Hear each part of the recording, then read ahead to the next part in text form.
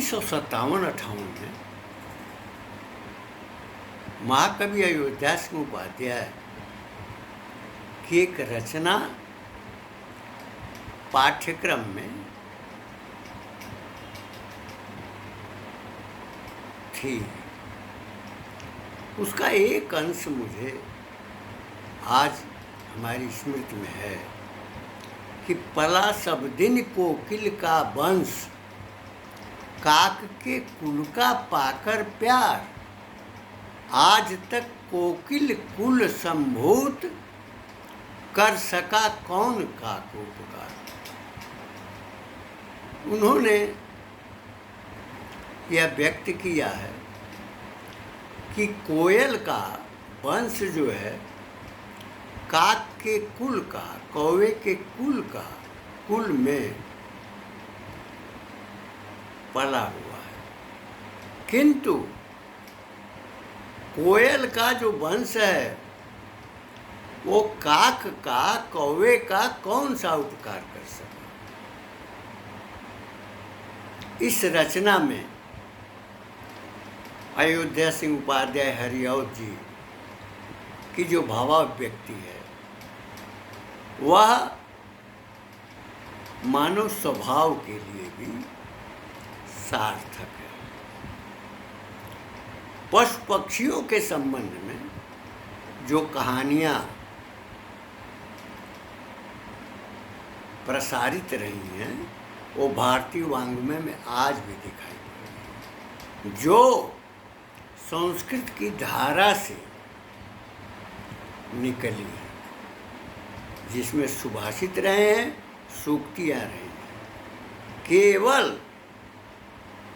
इनका उद्देश्य समाज को, जन को संस्कारित करने का रहा है।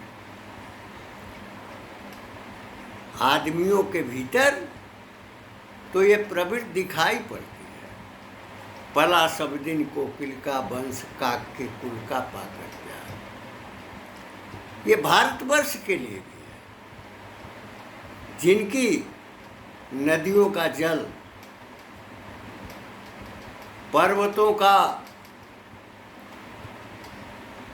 के स्रोत, नदियों का अविरल प्रवाह, जिसका हम जल पीते हैं, और जिस भूमि का अन्न खाते हैं,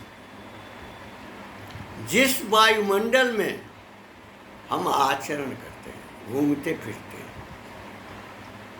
और जिस भूमि पर हमारा निवास होता है। महाकवि अयोध्या सिंह उपाध्याय ने जो ये भाव व्यक्त किया है, उस भाव में मानव भी आता है। हमारा देश और हमारी संस्कृति हमेशा लुटती रही है। हमारे आचार विचार, हमारी सांस्कृतिक अवधारणा,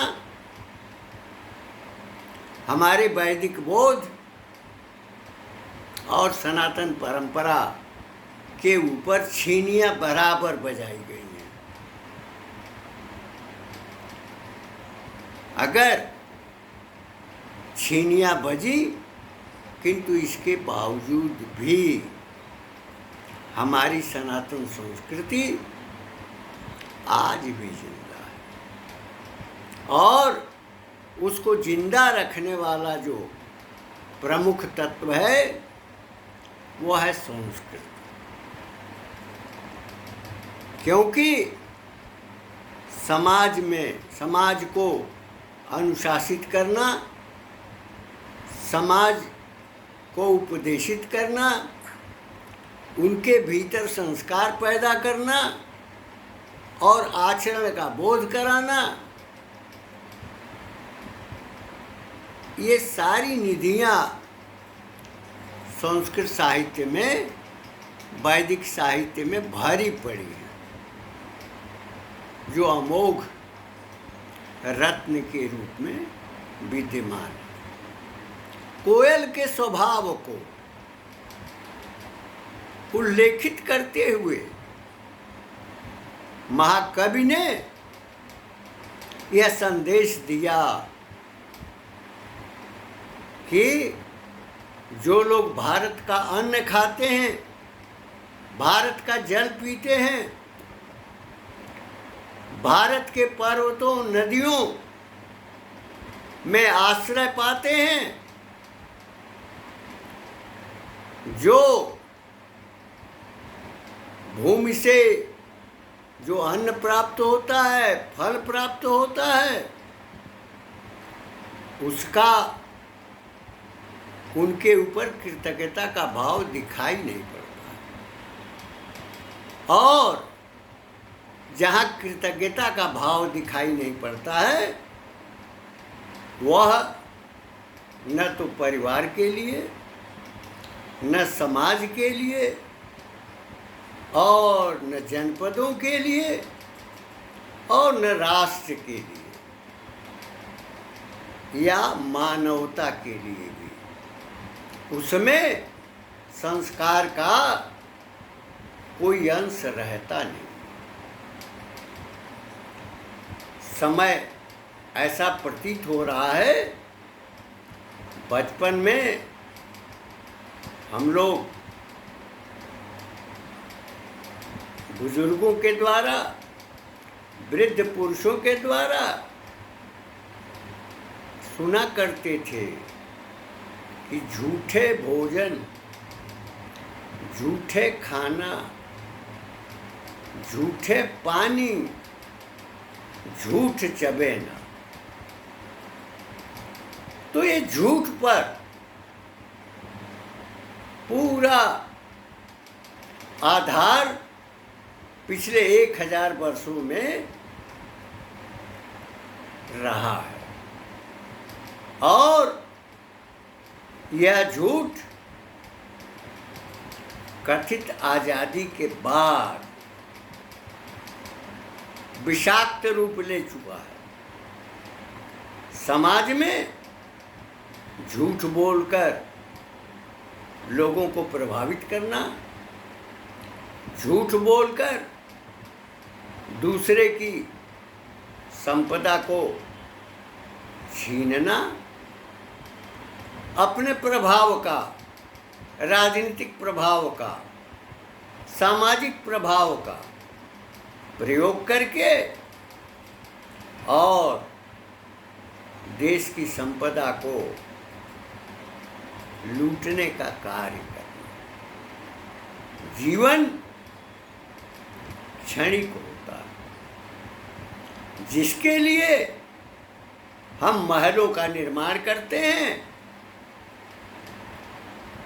और अपनी थोड़े समय तक अपनी आत्म तृप्ति करते हैं, किंतु जब हम जाते हैं तो साथ में लेकर के नहीं जाते। जीवन में जो पुरुषार्थी होते हैं वो हमेशा अतीत के संदर्भ में जीवित रहते हैं। समाज में अगर चेतना होगी, समाज में कृतज्ञता की भावना होगी, तो कृतज्ञता ही समाज का या राष्ट्र का, मानवता का आधार बनती है। हमारे ऋषियों ने कहा कि पितृदेवो भव, मातृदेवो भव, गुरुदेवो भव, अतिथि देवो भव। जिसके परिवेश में शिक्षा की व्यवस्था अंग्रेजी शासन काल में भी चलती रही, यद्यपि गुरुकुलों का विनाश किया गया। जहाँ पर गुरुकुल में अनेक विभाग थे, चाहे वो दस्तकारी हो, चाहे कताई बुनाई हो, चाहे वैदिक बोध हो, ज्योतिर्विज्ञान हो, नक्षत्र विज्ञान हो, बढ़ईगिरी, लोहारगिरी, लोहे का कर्म करने वाले, वास्तुकार, भवन का निर्माण करना, उसकी भी शिक्षा दी जाती थी। लेकिन मुस्लिम शासनकाल में और अंग्रेजी शासनकाल में ये सब पर कुठाराघात हुआ। और सबसे बड़ा कुठाराघात तो वर्तमान 75 वर्ष के शासन में हुआ।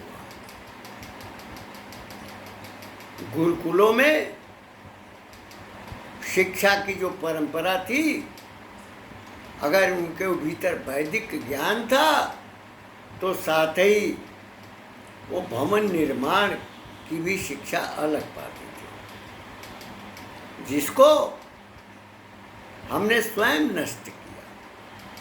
सत्तासीन होने के बाद हम ये सब विस्मृत कर गए। यानी 1000 वर्ष के पूर्व जो व्यवस्था थी, वो व्यवस्था को बनाने का कार्य हम संपादित नहीं कर सकते। जहाँ भट्ट ने भट्टी काव्य लिखा, उन्होंने पृथ्वी को घूमने का ज्ञान दिया, आत्मज्ञान, ब्रह्म ज्ञान, और उसके साथ ही समाज के जीने के लिए अन्नोत्पादन, समाज की आवश्यकता के लिए लौहकारों द्वारा कृषि के लिए जो औजार बनाए जाते थे, उनका उपयोग कृषि में होता था। जो बढ़ई काष्ठ कला के ज्ञाता थे, वह भवन में खिड़की दरवाजे लगाने का काम करते। जो वास्तुविद थे, वो मिट्टी का भी परीक्षण करते थे, और वो वास्तुकार थे, यानी भवन निर्माण कला में निपुण थे।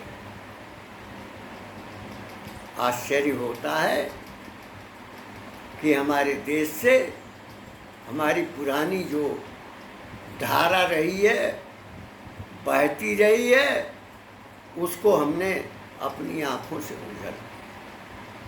भाषा नाम जननी संस्कृत एक पोस्ट बराबर,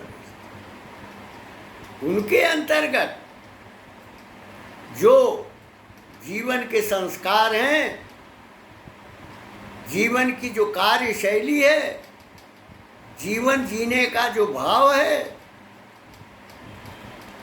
उद्योग करने की क्षमता है, उनके पोस्ट में वैदिक और औपनिषदिक श्लोकों का पूरा उल्लेख आता है, जिसको हमने कथित आज़ादी से ही तिरस्कृत कर दिया, और हम भागने लगे यूरोप के दार्शनिकों के पीछे, यूरोप के लेखकों के पीछे, यूरोप के जो वास्तुकार हैं उनके पीछे भागने लगे। इतने मंदिर बने हुए हैं, उत्तर भारत में अधिकांश नष्ट हुए हैं, लेकिन दक्षिण भारत ने उसको संघर्ष करते हुए कायम रखा। आज भी वो खड़े दिखाई पड़ते हैं, चाहे 2000 वर्ष पहले के हो, 2500 वर्ष पहले के हो, 3000 वर्ष पहले के हो, किंतु आज वह भी दिखाई पड़ रहे हैं। चाहे तमिलनाडु हो, चाहे केरल हो, कर्नाटक हो, उड़ीसा हो, जहाँ पर जो विनाश का चक्र चला है, विशेषकर उत्तर भारत, जहाँ लोगों में ये भाव नहीं था, किंतु दक्षिण में अपनी संस्कृति के प्रति निष्ठा और लगाव था। दक्षिण ने अपनी परंपराओं को भली भांति सुरक्षित रखा, लेकिन उत्तर भारत में हम अपना सब कुछ गंवा उठे। जो सांस्कृतिक धरोहरें हैं उनको भी तो लुटाई ही। हमारे आचरण, व्यवहार और कर्म भी प्रभावित हुए, परिवर्तित हुए। हमारी भाषा, वेशभूषा और हमारे संस्कार परिवर्तित हुए। जब संस्कार बदलता है, ये भी संस्कृत शब्द से ही है, संस्कार बदलता है तो समाज, परिवार बदल जाता है, समाज बदल जाता है और फिर राष्ट्र का स्वरूप विखंडित हो जाता है। मानवता भी तिरोहित होती है। मानवता के लिए जो जीवन जीने का उद्देश्य बताया गया, सर्वे भवन्तु सुखिनः, सर्वे सन्तु निरामयाः, सभी सुखी हों और सभी निरामय। इस संकल्पना में भारत का अतीत हमेशा समाज को दिशा देता रहा है, लेकिन हमने उसको खो दिया, गमा दिया। वो संस्कार हम सुरक्षित नहीं रख पाए। हमने एक प्रसंग में यह कहा है कि काशी केंद्र रही है और कश्मीर भी दर्शन का, शिक्षा का केंद्र रहा। वह केंद्र इन्हीं सालों में नष्ट किया गया, किसी न किसी लोभ की कामना से, किसी न किसी को संतुष्ट करने की भावना से। महाकवि उपाध्याय की यह रचना प्रासंगिक लगती है कि पला सब दिन कोकिल का वंश, काक के कुल का पाकर प्यार, आज तक कोकिल कुल संभो,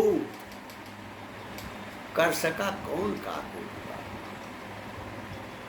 इसी प्रकार की रचनाएं उस कालखंड में विद्यमान थी, जो स्वभाव का, संस्कार का संदेश देती थी। हमने पाठ्यक्रमों में परिवर्तन किया। हमको धन संपदा की चाहत ज्यादा बढ़ी, झूठ का सहारा लेना पड़ा और झूठ से ही सत्ता हुई मिली, झूठ से ही समाज के आचरण में परिवर्तन करने का प्रयास किया गया। यह सत्यवादिता हमारे राष्ट्र के लिए, हमारे कुल के लिए, हमारे अपने आत्मतोष के लिए भी घातक सिद्ध हुई। गुरुकुलों में चाहे वो तक्षशिला हो चाहे विक्रमशिला हो, गुरुकुलों में प्रत्येक वर्ण के लिए शिक्षा का प्राविधान था। समाज को जिस जिस चीज की आवश्यकता थी उनके शिक्षण की व्यवस्था रहती थी, और शिक्षण के माध्यम से ही समाज पलता था, विकसित होता था। अब पूरे भारत में अनन्य भावना हमेशा विद्यमान रही। संस्कृत भारत की वाणी है, और जितनी भाषाएं हैं वो सभी उससे निश्रित हुई। निस्सरण की स्थिति में जो प्रारंभिक काल है 6-7 वर्षों का है, वह काल में आंशिक ही था, किंतु ये उपलब्धियां थीं। उसके बाद हमने 60-70 वर्षों में शिक्षा में सब कुछ गंवा दिया। संस्कार भी गंवाया, श्रम भी गंवाया, शोध की वृत्तियां हमने प्रोत्साहन के अंतर्गत नहीं लाई। शिक्षक जो शिक्षण करते थे वे अपने संदेश, अपने आदेश और अपने परामर्श से छात्र को आत्मनिर्भर बनाने का बोध कराते थे। ज्ञान जो बहुत पढ़े लिखे हैं उन्हीं के पास नहीं है। जो गांव देहातों में जो बूढ़े हैं उनके मुख से भी ज्ञान की, टूटते हुए मन की, टूटते हुए व्यक्तित्व को बचाने का जो संदेश देते, वह हमारी परंपरा में रहा है। आज सुभाषित और सूक्तियों की बहुलता की आवश्यकता है, और शिक्षा में इसका निरंतर प्रचलन हमारे समाज, परिवार, राष्ट्र और मानवता के लिए शुभदायी होगा, लाभदायी होगा। सत्ता को इस दिशा में अपनी शिक्षण विधा को, शिक्षण के पाठ्यक्रम को भारतीय परिवेश में ढालने का प्रयत्न करना चाहिए। आधुनिक ज्ञान विज्ञान भी उसके साथ होगा, किंतु जो आवरण होगा वह आवरण संस्कार का होगा, और जहाँ संस्कार रहेगा वहाँ अगर 100 फीट मिट्टी में भी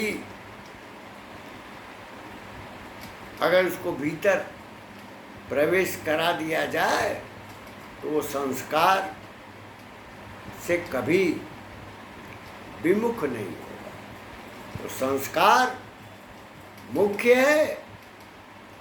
संस्कृत संस्कार देने वाली भाषा है।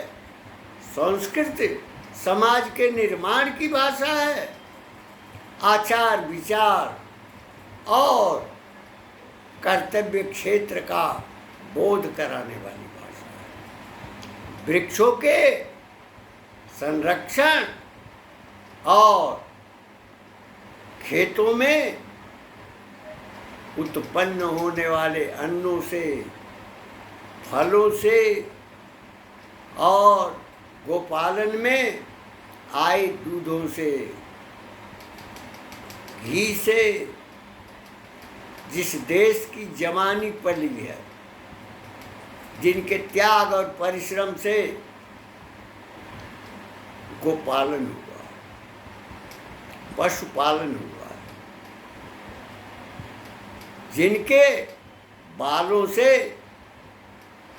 कंबल बनाए जाते थे और ठंडक में ओढ़ने का काम करते थे। कितने उद्योग थे समाज के पास, जहाँ यांत्रिक बोध था, वहाँ निर्माण की प्रक्रिया थी और निर्माण की स्थिति साधन संपन्नता की रही। ये सोने की चिड़िया कहा जाने वाला देश आक्रमणकारियों के द्वारा लूटा गया।